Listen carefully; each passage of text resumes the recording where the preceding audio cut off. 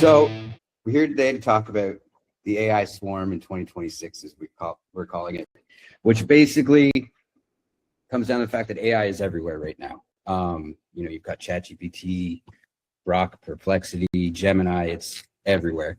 So how do we stay on top of it? How do we stay in front of AI? Matyx, we've got a few tricks that we use to stay ahead of it, and we're going to share some of those as we go through the webinar. One of the biggest changes, obviously, is just how people are searching. Right now, 50% of consumers use AI-powered search. 60% of adults use AI to find information. And that basically boils down to the fact that buyers are now deciding based on AI summaries rather than actual websites. So that means if you're not actually visible to AI answers in Google and ChatGPT and all those places, you're basically invisible on the web. So how do we stay ahead of that? Like I said, basically, that's what we're going to talk about today. And one of the biggest changes, obviously, is how people search on the internet, which is really affecting PPC, Google search, things like that. So with that, we're going to turn it over to our head of PPC, Caroline, to talk about that. Yeah, awesome. Thanks, Ty. Hi, everyone. For those who don't know, I see some familiar faces, but I'm the PPC director over at Matyx. So, of course, handling everything paid advertising related. And I get this question quite a lot. Is AI, taking over PPC jobs, or what's changing in the PPC realm, specifically with Google or search paid per click, not necessarily social media paid per click, even though AI is affecting it. But I think a lot of questions are more PPC related on Google. So I'm going to be focusing on that because while no, it's not going to take over PPC jobs, I don't think we'll ever be able to just have a AI bot run advertising for us. I will say it has definitely changed the cost as well as how we're advertising, what specific keywords we're advertising now and what we're bidding for. So I'm just going to go over a couple statistics first, and then I will just share my screen and show you guys what I'm talking about. So essentially, up until about last year when the whole AI overviews with Gemini became big on Google, we could get by with doing more short phrase keyword targeting. So when I say short phrase, I'm saying things like plumber near me, hairdresser near me, local landscaper. So very short keywords that people are typing into Google that you then are bidding for to rank, hopefully, above competition to get the clicks and obviously the conversions from there. But since AI overviews have launched as of last year, in fact, Google has said it launched around May of last year, but of course it's ginormous now. And I'll show you what I mean by AI overviews if you don't 100% know. But right now, Google says as of October 2024, more than 1 billion global users every month are utilizing AI overview, which is insane. And essentially what that means, and I'll show you, here in just 1 second, is you want to make sure that the keywords now that people are searching, that because they're now more long tail, you want to make sure that you are ranking above the AI overview or right below the AI overview to stay competitive with the market. So when I say long term, more complex, I'm saying things like, instead of people searching plumbers near me, they are definitely still searching that. I'm not saying they're not. But people are also now searching how to fix my toilet without a plunger, or toilet is clogged and won't drain, but I don't have a plunger, because they're hoping the AI overview will kind of step in and give them like a how-to. They're also utilizing ChatGPT, and they'll send pictures to ChatGPT. I literally did this morning because I live alone, and before I called my apartment complex to fix, my toilet wasn't flushing. It was just being weird. And so what I do, I snap a picture to ChatGPT, and I literally do a long tail saying, how do I fix this toilet? The water's not coming back in. And it gives me this entire description. And it also does give you links if you're lucky and are able to go on ChatGPT as an actual search link. It can give you links to local plumbers to fix these things. So that is the biggest difference that we're seeing, because if people are still advertising the somewhat old way and just bidding for these short-term keywords, they're missing out on a lot of potential on long phrase keyword targeting. And a lot of people, because they're still so used to short-term, they're not necessarily utilizing this, which means that you're able to bid a lot more heavily and get on top of the AI overview, which is quite awesome. So that's going to be the biggest. And let me share my screen. So now, because I'm a visual person, just so you guys know what I mean. So this, I'm just going to stick to plumbers. So toilet is clogged and won't drain, but I don't have a plunger. So when people type in these long phrase keywords, essentially what happens is this AI overview pops up. Typically it pops up with questions, long tail keywords like this. It doesn't always pop out if you are typing a specific company name, because normally the Google business profile will appear, or just like a 1-word or 2-word keyword phrase. But this is essentially the AI overview, and this is what you want to be able to bid above or right below. So typically, ideally, you want to get up top, which these people are doing a really great job of doing. But as you can see, they've changed some of their headlines to be more long term, or long phase. So how to unclog a toilet without a plunger literally is perfect for something like this. And in fact, a lot of people are searching more like this instead of just saying, I need a plumber near me, right? So I'm going to show you our Google ads account so you guys know how to do some own research. Obviously, unless you don't have people like us managing your ads, because this is something that we do for our clients. But if you ever get interested or want to see, this is kind of how we're doing research. I'll do like old versus new. So we're in Google Ads, and I will keep this to digital marketing just so that it's relevant to the search queries coming up.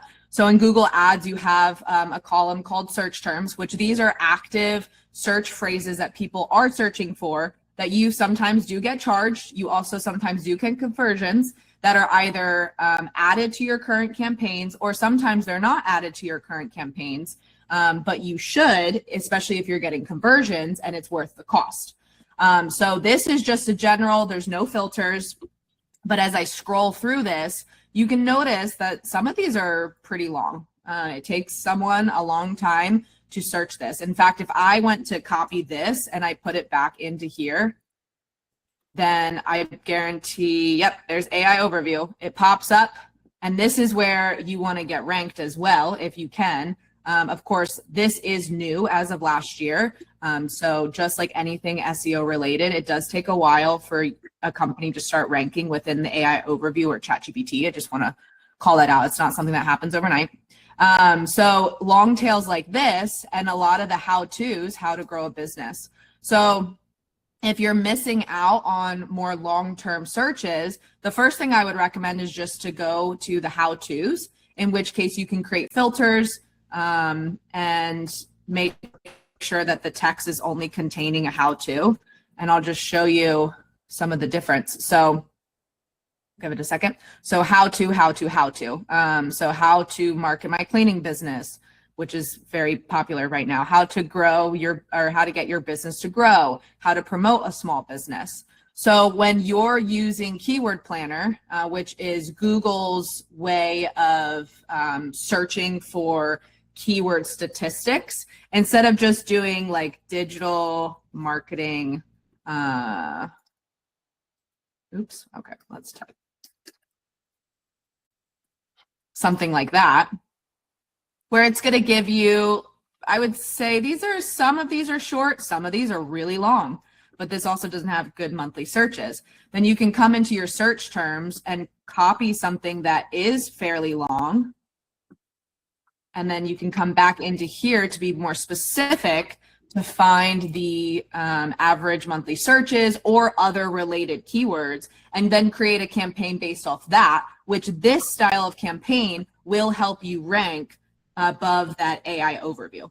If you have these keywords that you're targeting, you then obviously relay that back onto whatever page you're marketing to, and you need SEO efforts because this is Google. But this style of marketing is helping you to now rank above the AI overview, which is reaching a totally different market than just going after digital marketing help or digital marketing agency or local digital marketing, right?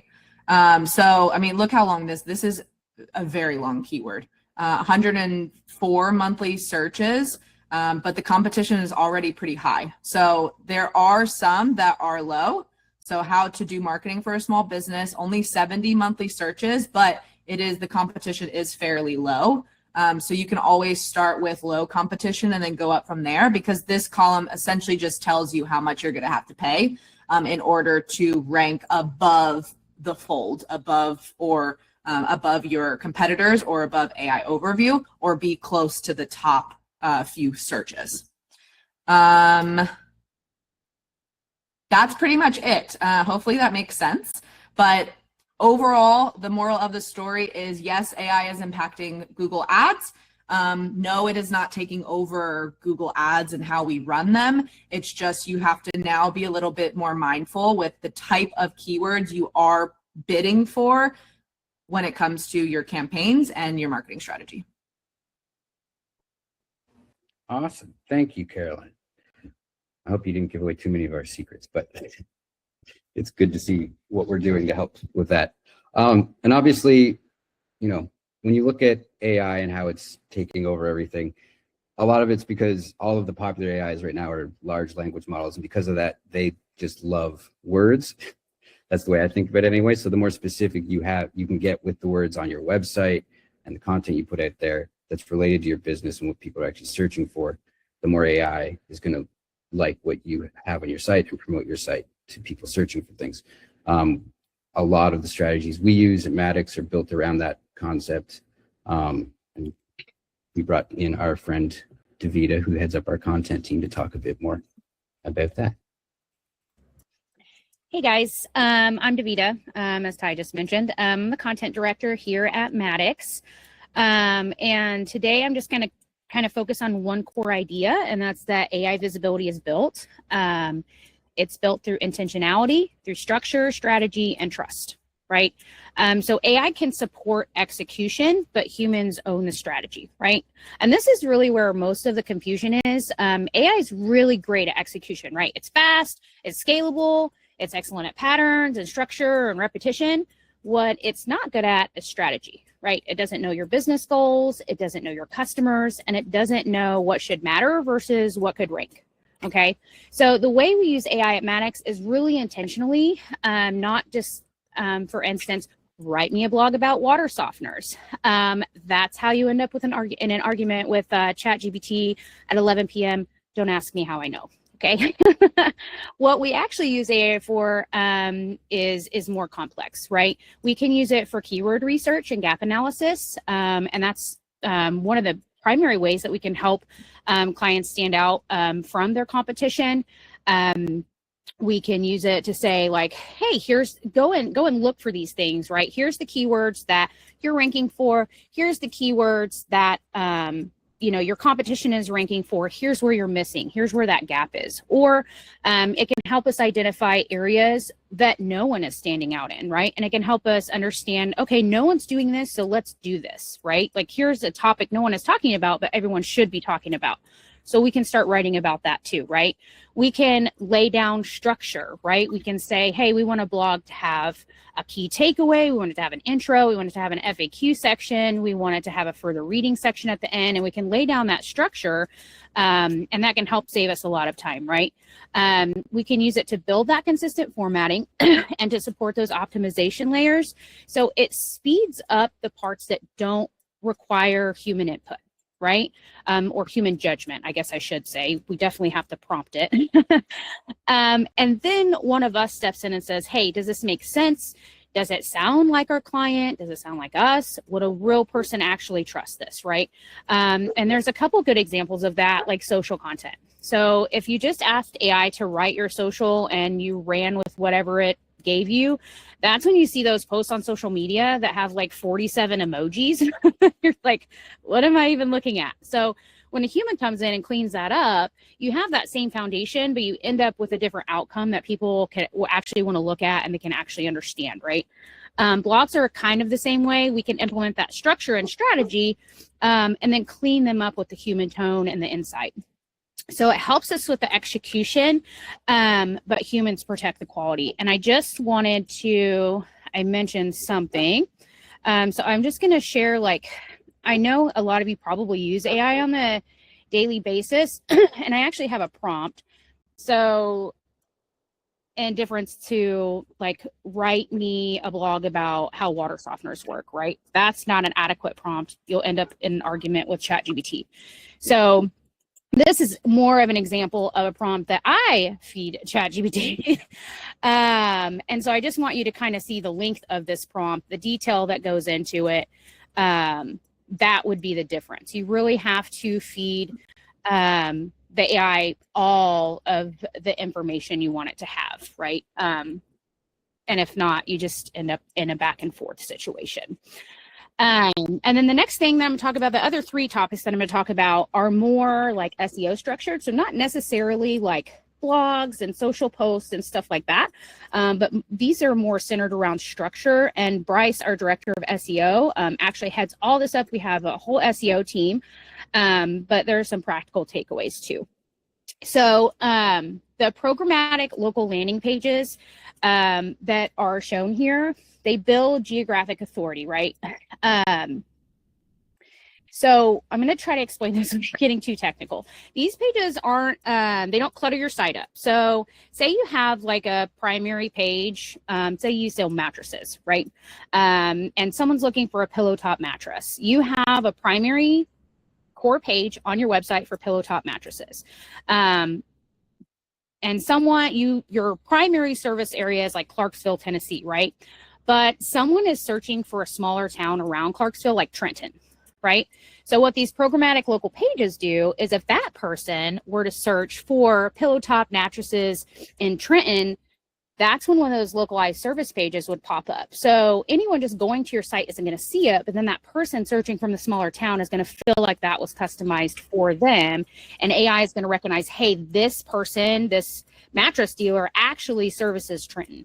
And so we're able to create those local service pages for all of those little tiny areas. And then in the background, what that does for search engines, whether they're traditional or AI, is it builds credibility for you, right?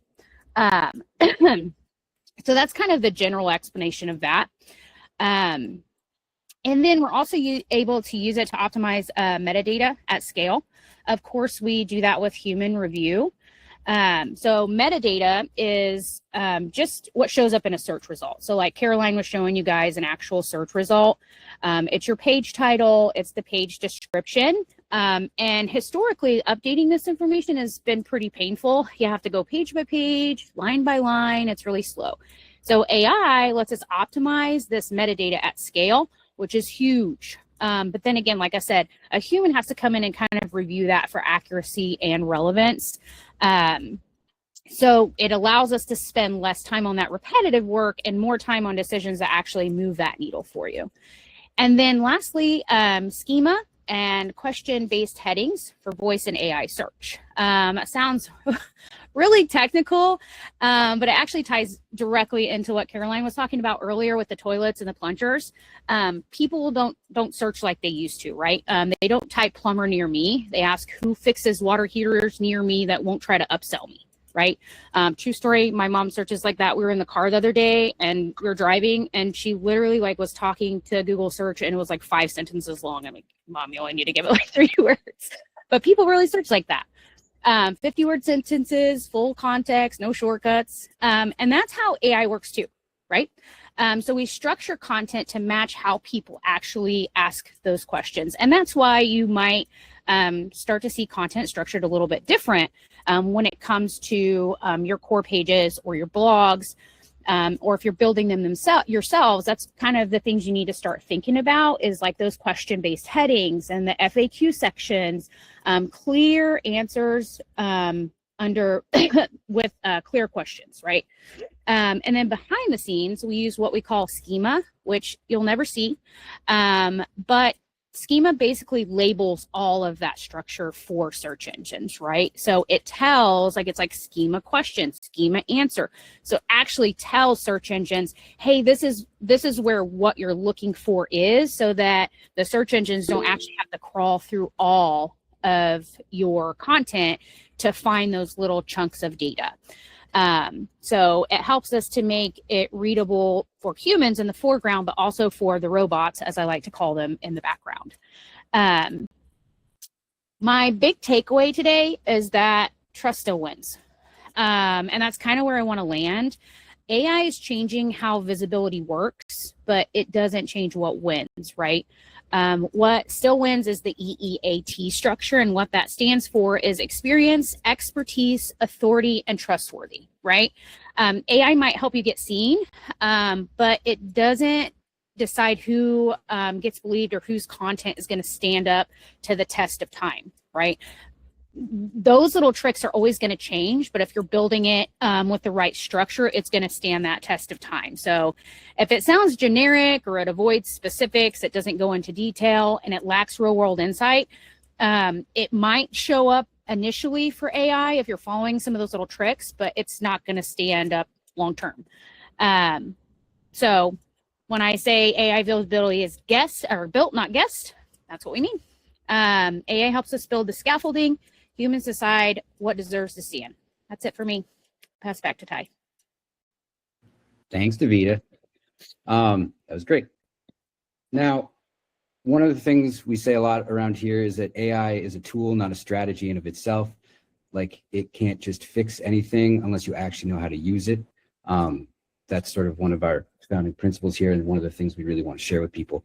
And we've developed a number of tools and strategies around AI that'll help us and our clients and anyone here sort of withstand the AI swarm that's coming, which is what Tucker's here to talk about, and just sort of close it out. Awesome. Thanks, Ty. Matyx CEO.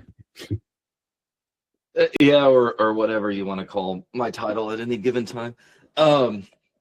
Yeah, so we've had the fortune of being around long enough to see so many different changes with business and search and marketing and digital, and I mean, you name it. You know, I've been doing this a very long time, and I think most of us have too. And it's funny that a lot of the principles that they talked about, and that Google, you know, don't be fooled, Google is God on the internet. They own 85% of all search. And if people think that will ever change, I mean, I don't have a crystal ball, but I don't see that changing anytime soon. In fact, Gemini is now the #1 AI across the board for accuracy, and you name it. They created Nano Banana and all kinds of stuff. So they're also starting to use it for local search. So, I mean, Google is Google. And Google used to say 10 years ago to do, like Davida said, EEAT, make relevant searches. You know, I always say search engines are a beauty pageant. Like, it's, in fact, it's talking to me right now, which is ridiculous. That was my phone, by the way. So by a beauty pageant, I mean popularity. You know, how many people like looking at your website? How many people like going to your website? And not just from your perspective, but from their perspective. How many other websites link back to yours? Those principles that they taught us 10 years ago are so much more important today with AI, because, like this slide says, AI is a tool. It's not a strategy. It's you can build a house with it. You can smash your finger with it. You know, it's like if you give a toddler a hammer and they don't know what to do with it, they're going to run around and just smash things, right? And it's the same way with AI. And so knowing how to use it is more important than if you're using it, if that makes sense.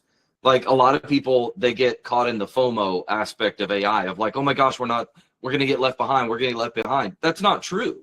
Like, it's more about how you're using it rather than if you're using it. And we get this a lot. Like, we get a lot of people that are like, hey, I ran my website through ChatGPT and it told me that everything is wrong and the world's on fire and everything's going to burn down. And it without realizing that ChatGPT is a yes man. It's always going to agree with you.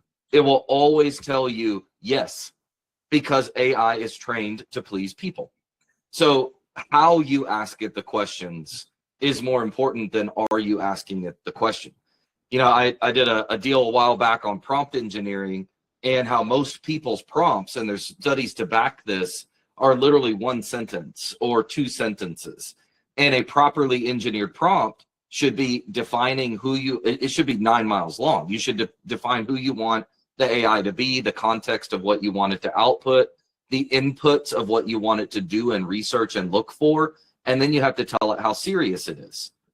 You know, and being serious means if you get this wrong, we're all going to die and we're all going to burn in hell or whatever you put in there. But it does matter that you tell AI how serious it is. Otherwise, it's going to make stuff up because it wants to make you happy. You know, kind of like a toddler, right? So you give a toddler a hammer and you're like, go build that house. And it has no idea how to build a house with a hammer, but it's going to tell you it does. Yep, I know how to do that. And then you go outside and you see that it did nothing and it put a blanket, you know, stick under a blanket, you know, and then it's smashing things on the ground with the hammer. And it's because you gave it to a toddler and you didn't give it proper directions. So understanding how to use AI, again, is more important than anything.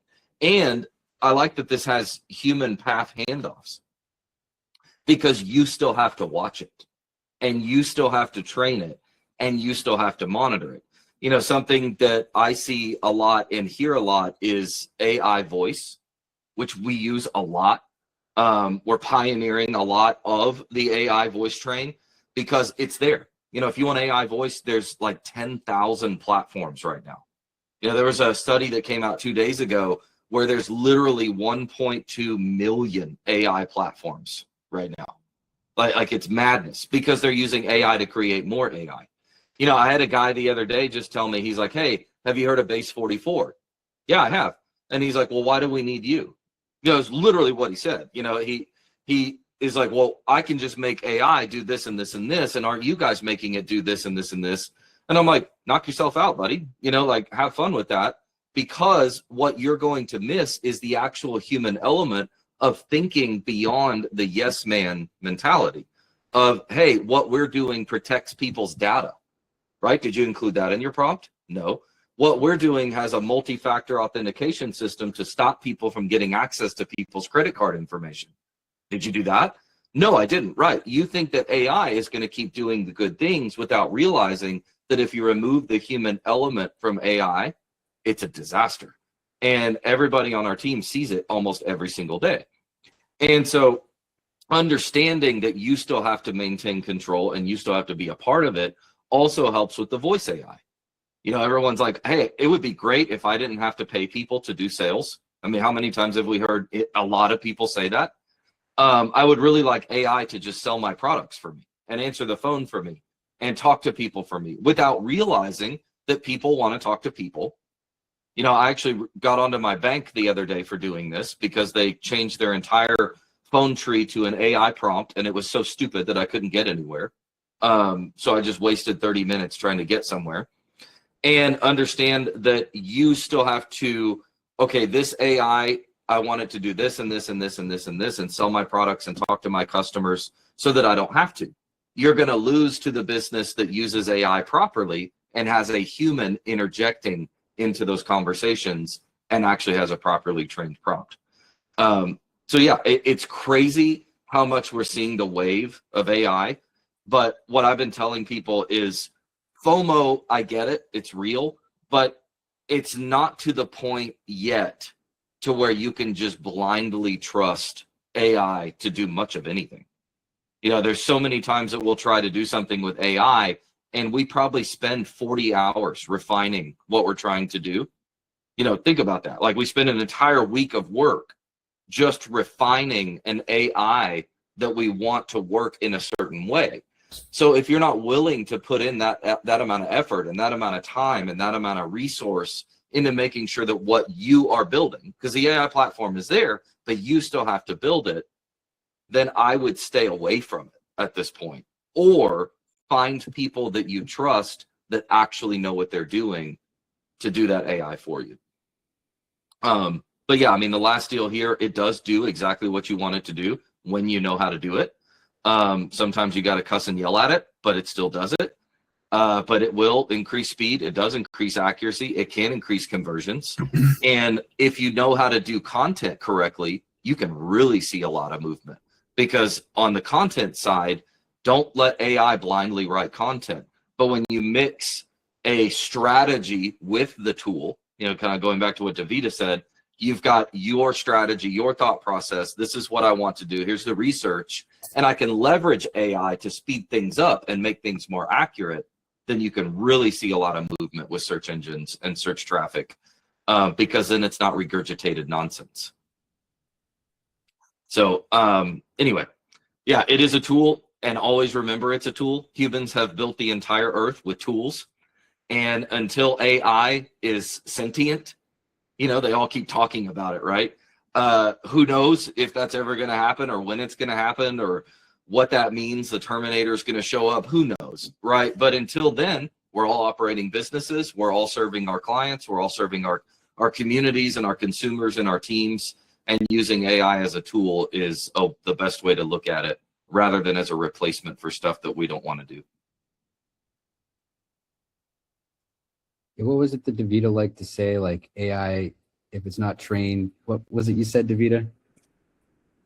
You can train it. You can train AI, but if it's not trained properly, it's not going to work. I can't remember what you said. It was insightful when you said it, though. I remember that.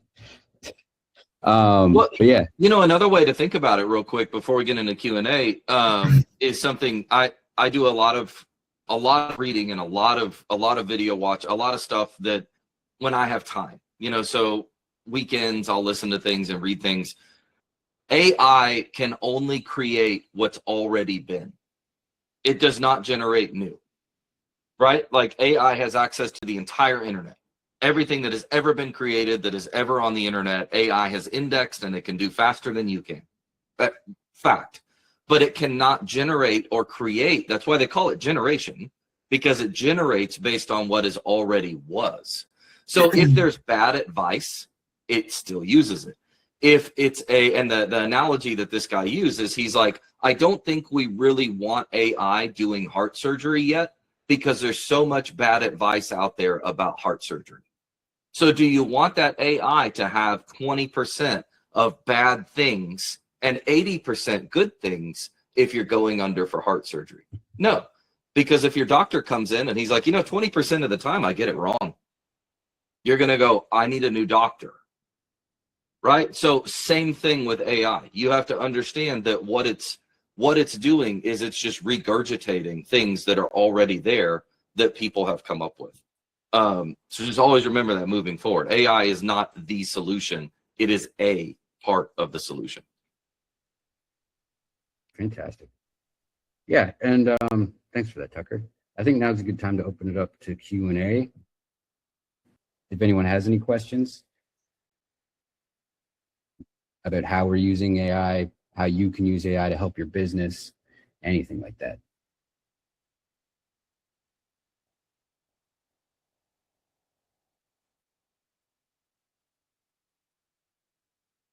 If there's no questions, that's okay too.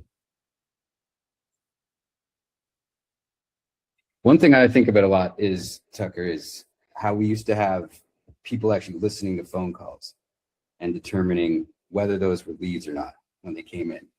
And it was basically people's kids listening to phone calls as an after school job. And so what we did when we found that out was built an AI to actually listen to the calls and disposition them. But even that requires monitoring and checking on constantly. And it still needs a human element, less of a human element, but still needs to be there. Yeah, I mean, I was going to, if there weren't any questions, I'm glad you asked that. I was going to ask questions to our team about how we're using AI at, to help our clients. And that's one of them, right? Because a properly trained AI and a properly refined and tested AI can be accurate 100% of the time. But you have to be very, very, building that listening system, which in a nutshell, somebody like all marketing agencies have this problem, or marketing agencies completely ignore this problem. And don't even get me on a soapbox about the scamming going on with marketing agencies. But what a lot of them do is they're like, here's your leads, see you later. right? Have fun. And clients can be like, look, half of these are spam. The other half didn't want to buy. These people have no idea who I even am, and there's no way for them to really know that without talking to the customer, right?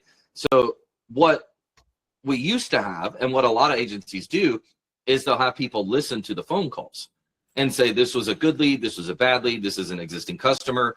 This customer said, I need help with whatever I bought from you, which means there's a problem. This one's trying to pay an invoice. So we would classify and tag those calls. Well, you can imagine the tens of thousands or hundreds of thousands of phone calls that a small army of people would have to just sit there and then you can also imagine, if you're one of these people, how boring that can get, where you're just like, okay, and over and over and over, and it just drones on and on and on and on and on.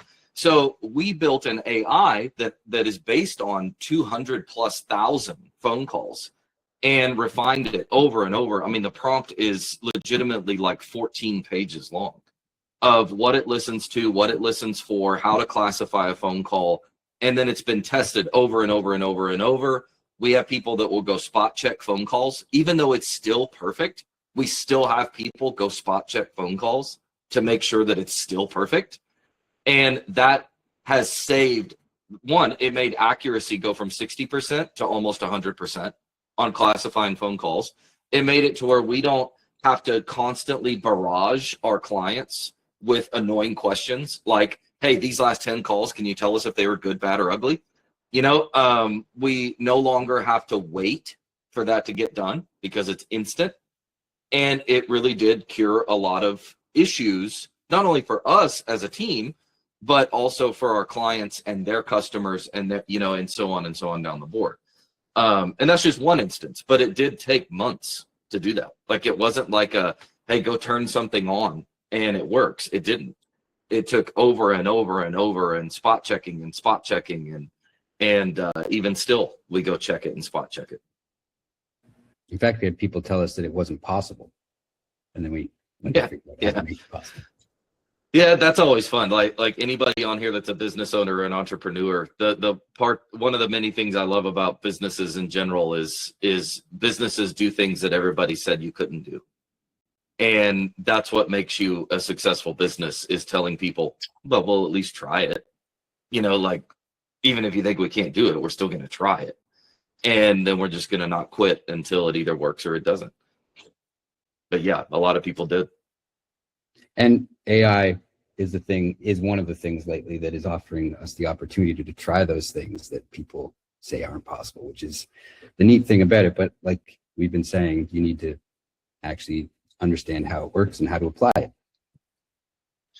Well, application beats education every day.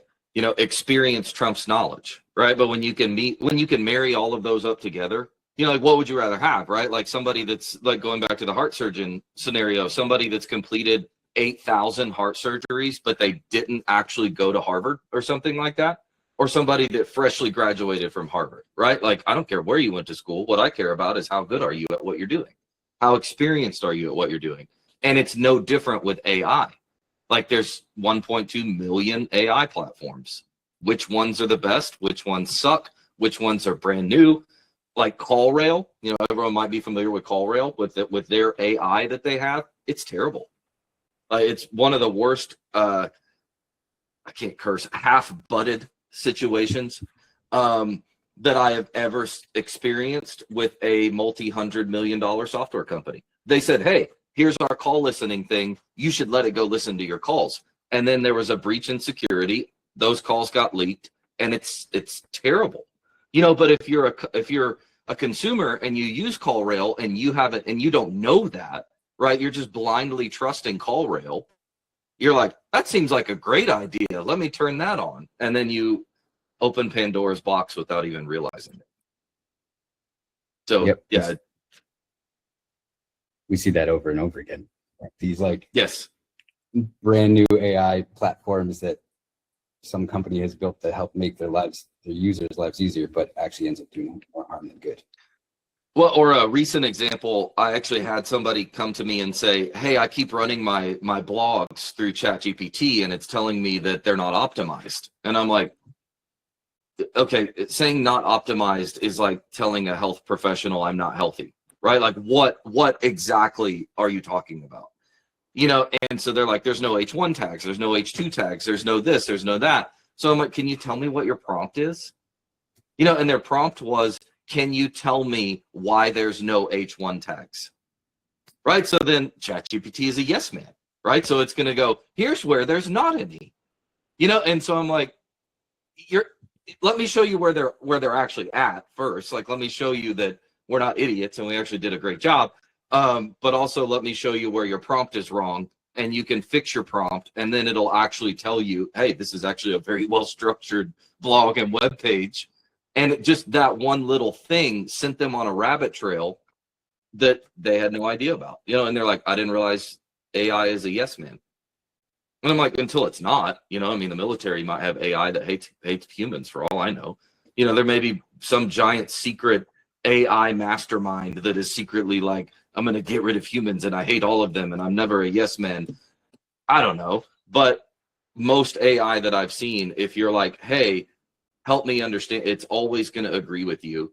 And if you don't agree with it, it's going to still say, you're right. Like I had one that got a math problem wrong. And I said, you got that wrong. And then it goes, you're right. I did get it wrong. Here's a different answer that it got right. And then I still said, you still got it wrong. And it goes, you're right. I did get that wrong. Here's another one. Like it's just constant, you know, over and over. So take that times a million, times 1.2 million actually. And then you have the problem with the FOMO going on with AI. And until they make it better, whoever they is, it is what it is. You got to know how to use it. And I think that's the ultimate answer, right? Surviving the AI swarm is have humans actually interacting with the AI before it goes at whatever the outcome is, goes out into the world. Absolutely. Cool. Well, with that, we're about at our time. Oh yeah, Pratt, what's up? Hey, I do have a question for you guys. Thinking about this a lot, and clearly, obviously, the whole country, economy, the world is trying to learn and deal with AI and optimize all of their processes and businesses. From your guys' feel on what you're seeing from competition, how developed is this? Like, what is the competition level like? So, like for SEO, for example, if you were doing SEO in 2010, you were very much ahead of the game, right? If you just started doing SEO in 2022, now you're pretty late, right? So with the strategies that you guys are discussing here, the competition that you're seeing, not for yourselves, but for businesses like ours and our competitors, how early in the game are we? That's a fantastic question, Brett. I actually love that, because going back to kind of what we were talking about earlier in the webinar, the same rules still apply. But like we are seeing nothing different. Like, so if you take, and I've tried this, like we actually are trying a lot of these AI things that people keep talking about to see if they actually work. No, fundamentals crush new. Fundamentals absolutely demolish anything that somebody tries that's like a bell and a whistle. And what we're seeing, so longevity wins in SEO. Like you will never beat longevity, especially longevity doing the right things. Especially longevity when what people are searching for is in the name of your domain, times plus what all you're doing, times plus backlinks and length in the market, because Google has a memory that is never ending. You can go look up stuff from 2006, right? Like it still remembers all of that. So you will not beat time in the game. But what AI allows you to do, and where I think a lot of this stuff is kind of getting lost in the woods with the whole AI craze on the internet, is it does let you scale faster. If you follow a few things right, you can do good things at scale faster than people that can't do them at scale. But new businesses don't have any kind of cheat code over old businesses when it comes to this stuff. And the latest stats show Google search is still 85% of the internet, no matter what anybody says. ChatGPT search is not very much. People may use it here and there, but what we're finding, even with the latest AI shopping disaster that Amazon tried, I don't know if you guys have kind of stayed up on that, where you can get an AI agent to go do your Amazon shopping, it screwed everything up. And people are like, I'm not doing that. And it's like once bitten, twice shy on that. They're not coming back to it until they see somebody else do it and it actually works. So as far as competition goes, I've been telling people not to really worry about it as long as you're still doing the right things fundamentally that have proven over the last 20 years to help you rank higher and get more customers and take care of people. Great. Yeah, Davida. Sorry, I just wanted to follow up on what Tucker said. Just kind of like my synopsis of that is SEO. You might be able to speed it up a little bit, but it's always still going to be a long-term game. So we're like, you've been in the game for a little bit. Someone, new comes into town and is just now freshly starting up a website and freshly starting up their content. They're not going to be able to gain an advantage over you compared to the structure that you've laid down over the years. So SEO is and always will be a long-term game. Well, something to piggyback off of that is, I know it's hard to do this, but like as a business owner, whenever I do like training and stuff for visit, you have to do this. Like, in fact, I tell them if you're not doing this, you might as well expect problems. Like if you're not trying to think 3 months, 6 months, 8 months, a year, 2 years, like as far ahead as possible. Now that can also, lead to heavy amounts of anxiety. I get it. But at the same time, think in terms of if I was a year from now, realistically speaking, what are the things that I would want to happen a year from now that I'm not doing today?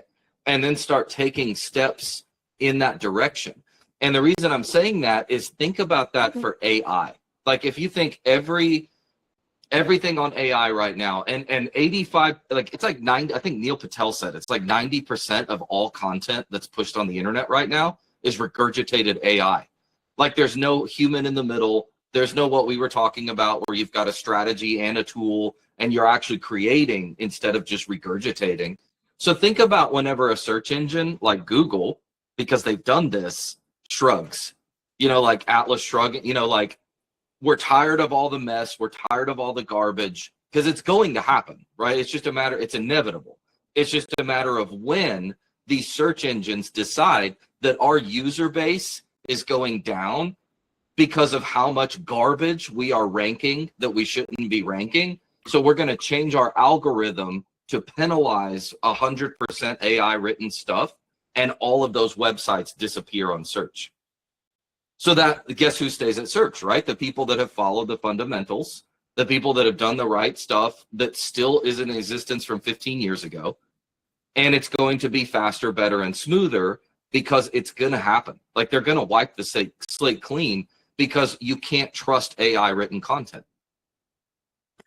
And there's already going on. Sorry, go ahead. That would make so much sense, right? Because nobody has to go through as much AI slop as Google has to, right? With AI websites just being written like in minutes, right? Like, because the issue that Davida was talking about, just terribly written content and people feeling that, I can have 2,000 pages on my website and will definitely rank. So I would imagine that that's got to be one of the biggest issues for Google itself is going through AI slop, and that being the most penalized thing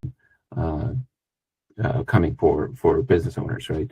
So that kind of fast and loose thinking is probably going to hurt those businesses. That's what I would hope. I think it's inevitable because, again, like slop is such a thing that if somebody said AI slop 2 years ago, everyone would be like, what's that? And now I think everybody knows what it is because even on YouTube, right? Like I'm getting older. I'll sit there like an old man and scroll through YouTube shorts, and they're like stupid gun videos or funny videos or something else. And then you find some that you're like, I think that's AI, whereas 8 months ago, you knew it was AI.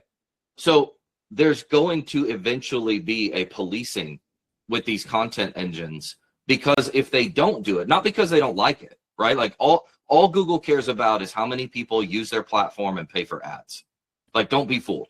They're not a public service business. They're not a not-for-profit. Their sole goal is to return profits. So how do they get more profits? Well, they attract more people to search on their search platforms and click on things, which entices businesses to spend more money, agencies to do a better job, all the way across the board. So what happens when that goes down? Because you can't trust the content on these platforms. What happens to YouTube whenever 80% of all videos are AI generated? People are going to stop watching YouTube. They're going to go to the things that they can trust, that they can feel good about, that make sense. Now, YouTube is doing the same thing that I said. They're thinking, if not further, 3 months, 6 months, 8 months, 12 months, 18 months, and they do have a plan, and it's going to happen. They're going to shrug sooner or later. And it's going to be really bad for the people that 100% dove into the AI train, and they never looked back, and they never stopped it. But we just don't know when. So we prepare. Yeah. I mean, it can get, like I said, full of anxiety. It's exhausting sometimes, but we do use AI a lot to enhance. You just don't use AI to replace. And that mode of thinking serves us well right now. Fantastic. And we're right at 12 o'clock Eastern time now, so I think that's a good time to call it. Thank you, everyone. I just dropped in a URL into the chat that you can fill out to get your personalized AI action plan. I'll send a follow-up email with the recording, obviously, and the link to that page as well. If you want to discuss your AI action plan, feel free to schedule a call. And yeah, thanks, everybody. Can I do the emojis? Thanks, everyone. Emojis. Thanks, guys. Awesome. All right. See y'all. Bye.